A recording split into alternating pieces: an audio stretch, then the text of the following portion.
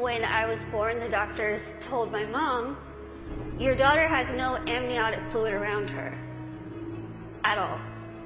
So when I was born, it was a miracle that I came out screaming. The doctors told my parents, we just want to warn you, expect your daughter to never be able to talk, walk, crawl, think, or do anything by herself. I had to deal with bullying a lot, but as I said, I was raised very normally. So when I started kindergarten, I had absolutely no idea that I looked different. No clue. I couldn't see that I looked different from other kids. I think of it kind of as a big slap of reality for a 5-year-old because I went into school first day decked out in Pocahontas gear. I was ready. I went in with my backpack that looked like a turtle shell because it was bigger than me. And I walked up to a little girl, I smiled at her. She looked up at me like I was a monster, like I was the scariest thing she'd ever seen in her life. I thought the day was going to get better, and unfortunately it didn't. The day kind of got worse and worse, and a lot of people just wanted to have absolutely nothing to do with me, and I couldn't understand why. Why? What did I do? I didn't do anything to them. In my mind, I was still a really cool kid. So I had to go home and ask my parents, what's wrong with me? What did I do?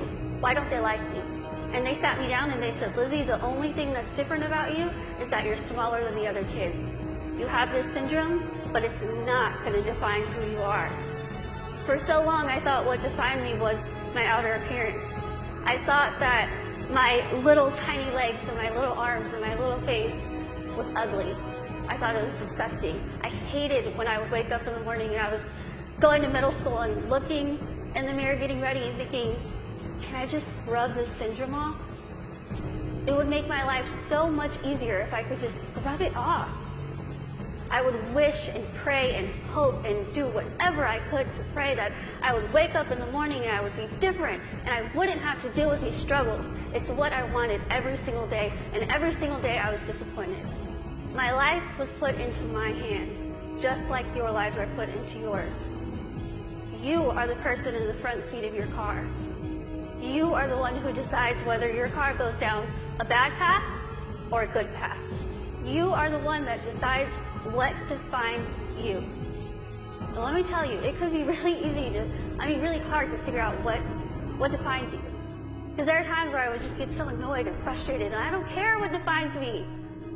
When I was in high school, I found a video, unfortunately, that somebody posted of me, labeling me the world's ugliest woman. There were over 4 million views to this video, 8 seconds long, no sound, thousands of comments, people saying, Lizzie, please just do a world a favor, put a gun to your head and kill yourself. Think about that. If people told you that, strangers told you this. I cried my eyes out, of course, and I was ready to kind of fight back, and something kind of clicked in my head, and I thought, I'm just going to leave it alone. Then I started realizing, am I going to let the people who called me a monster define me? Am I going to let the people who said kill it with fire define me? No. I'm going to let my goals and my success and my accomplishments be the things that define me, not my outer appearance, not the fact that I'm visually impaired, not the fact that I have this syndrome that nobody knows what it is. So I told myself I'm going to work my butt off and do whatever I could to make myself better, because in my mind, the best way that I could get back at all those people who made fun of me, who teased me, who called me ugly, who called me a monster, was to make myself better and to show them, you know what? Tell me those negative things, I'm going to turn them around and I'm going to use them as a ladder to climb up to my goals. That's what I did.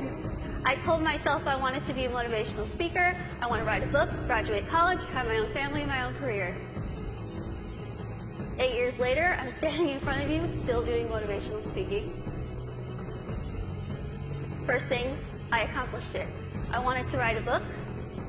In a couple weeks, I will be submitting the manuscript for my 3rd book.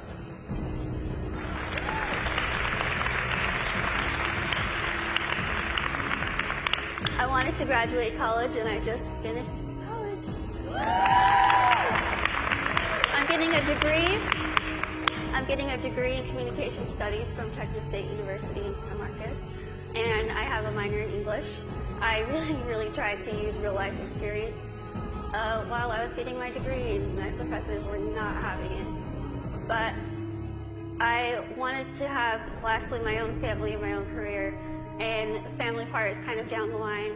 My career part, I feel like I'm really doing well with it, considering the fact that when I decided I wanted to be a motivational speaker, I went home, I sat in front of my laptop, went to Google, typed in how to be a motivational speaker. I'm not even joking. I worked my butt off. I used the people who were telling me that I couldn't do this to motivate me. I used their negativity to light my fire to keep going. Use that. Use that. Use that negativity that you have in your life to make yourself better, because I guarantee you, you will win. Now, I want to end with asking you again. I want you to leave here and ask yourself what defines you. But remember, brave starts here.